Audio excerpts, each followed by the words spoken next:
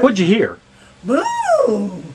You know, kaboom! That's like a firecracker or something, you know. Mm-hmm. And that time, people were running. Everybody run home. And people were going down to old Kingsport, getting away from across the railroad track. Mm-hmm. Been running from there. He broke out my window. It did. Broke out to pick the window here? Hmm. Yeah, you know. What was it like around here? What were people scared? Were they hollering? What do you remember from that? People were running together with life. They didn't know what was going on.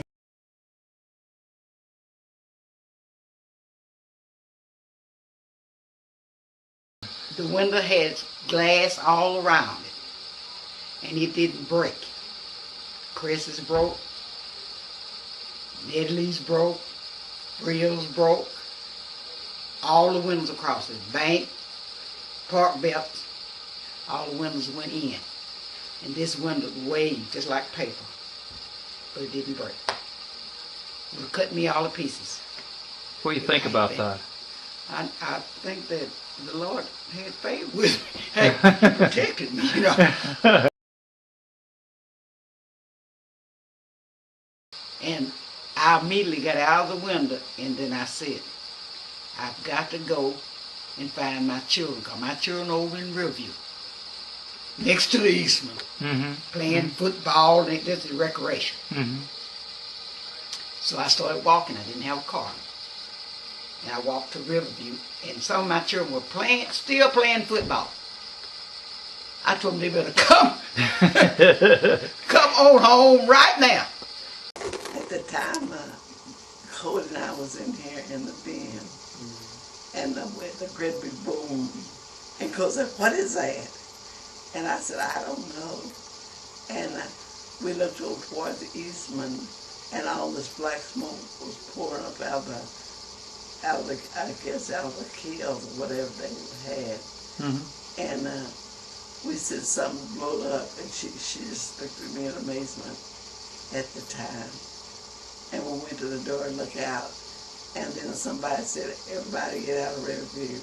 And everybody was over here except my left, and Daisy said, "I'm not going nowhere." And so she and her children were shut up over there in the projects.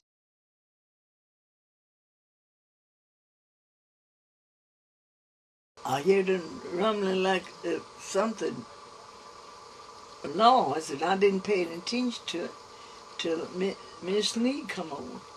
And then we went to looking out and seeing what happened.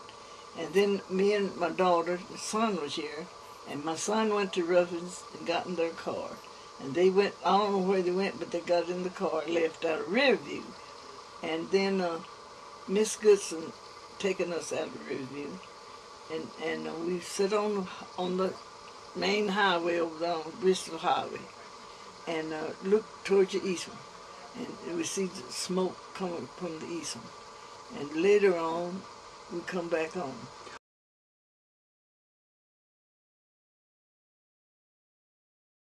Blew up. What did you hear?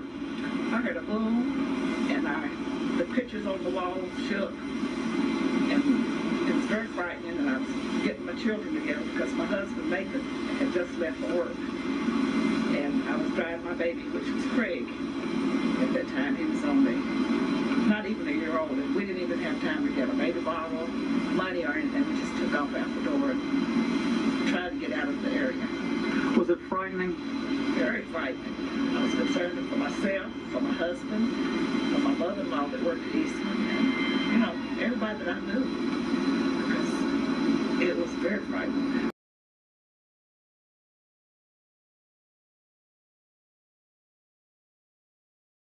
I remember my children were out in the yard playing, Sherry and Robin, and not only me, but every mother and father in Riverview was running around, gathering up their children like chicken gathering up eggs. What did it sound like? Just a big boom and just black smoke, just coming from everywhere.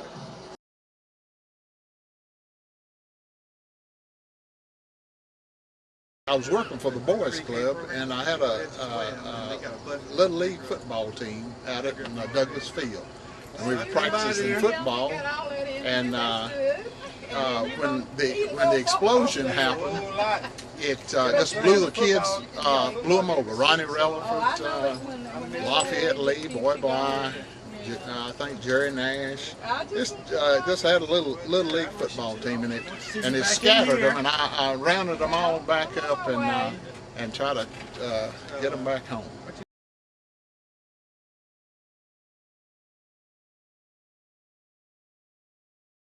Where I lived was in the Riverview Apartments at the time.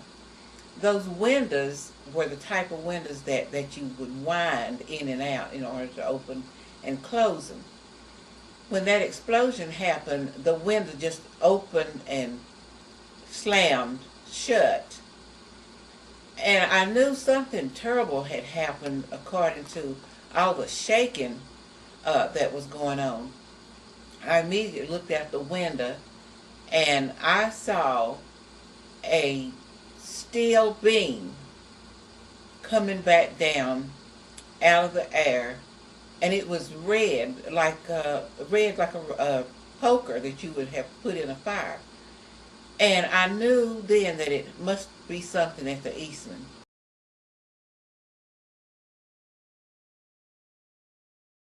Looney Harris? Yeah. What did Looney Harris do? He manned a water hose and kept water on one of the big acetone tanks, keeping it from exploding.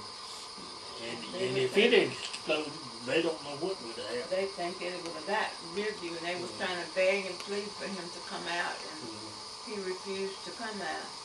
They didn't make a big issue out of it, but people that saw it and knew it said that he saved an awful lot of lives.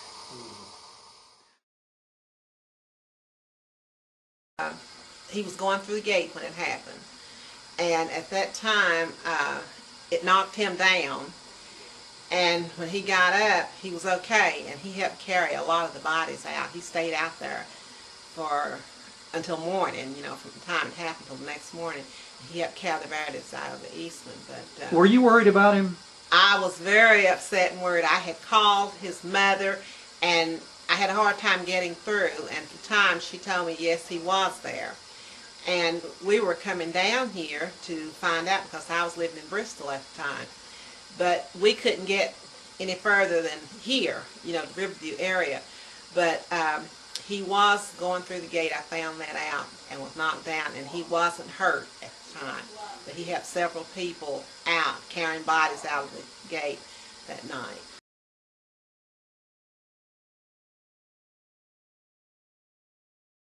Maybe 10, 15, 20 minutes later, we could hear sirens blowing, and we just had the feeling that the Eastman had blown up. So everyone was just excited, scared to death, crying, and just thinking of some of our people that were at work that day, and was wondering what had happened to them.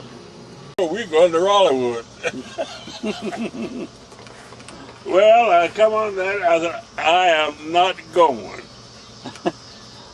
I'm not going anywhere. It's blown up, it's blown up. Mr. Hart told everybody at the Eastman said, get out of Riverview. And they loaded up, headed for Rollywood, my wife and family. And I stayed. I was in Granny Evans's yard, and she was Mrs. Bonds and Mr. Evans's mother, and I was playing with Carmita, and all of a sudden we heard a blast, like a noise, a big frightening noise, and my head almost hit the tree. Oh my! So I that was the most, and then we found out that the Eastman had exploded. How scary was it? It was very scary, very, very scary, because I think my father had said that if it had hit Building 13 that night, that we were supposed to that he was going to get us up and take us out as far away as possible. They said Rudy was walking, going under the underpay, and said just looked like, you know, walking like Pharaoh's army, going under underpay. But I didn't see him, so I was in the car, Miss Goodson's car.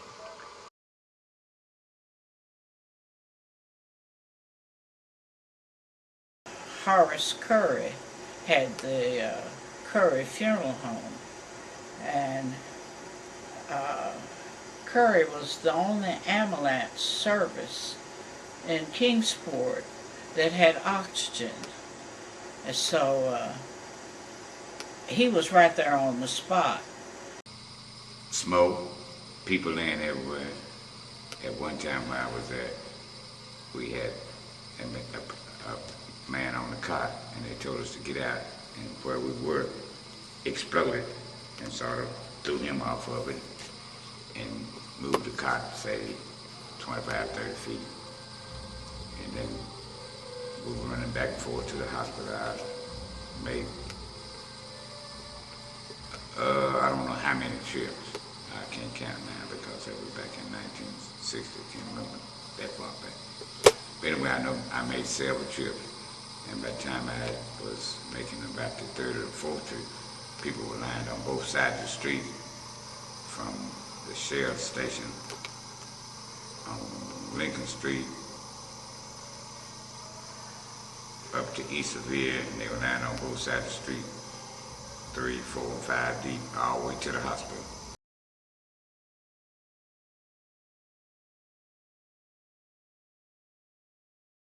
I didn't have an authorization to do it. It was an accident. And back in those days, you just go. But I never really got paid at the time.